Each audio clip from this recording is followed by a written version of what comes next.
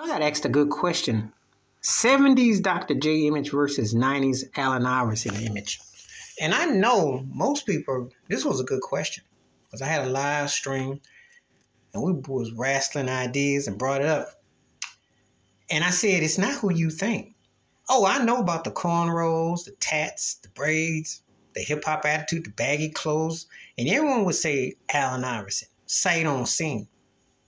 But 70s era Dr. J with the afro and the chain hanging in the air and playing for the competitor ABA, to me, was more bold and blacker than what Allen Iverson did in the 90s with the Sixers.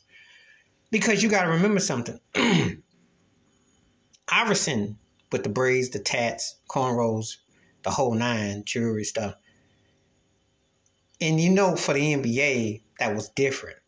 But it wasn't exactly like he was competing out of something. He came from Georgetown University with the late, great John Thompson. And he came to the NBA as a player and rookie year, etc., all that.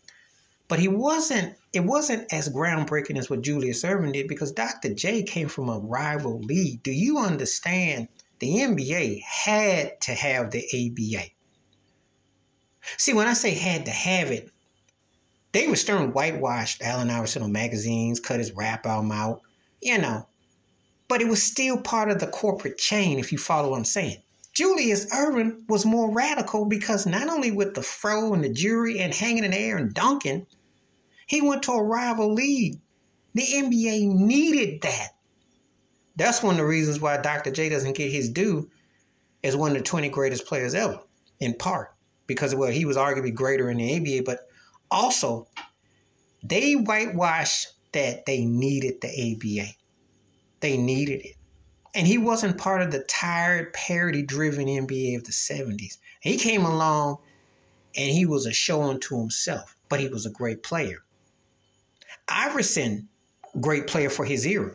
But when you're talking that imagery, right? Yeah, Iverson had the streets. Dr. J had the streets. Dr. J had that movie. But Dr. J had something the NBA needed and wanted. They needed him. And they needed what he had. Even though they didn't want to admit it. They brought all that in and bought it off. And it makes for a good discussion. Because a lot of people don't really talk about that. They look at Iverson and say he's the rebel and all that. Well, so was Dr. J. If you think about it.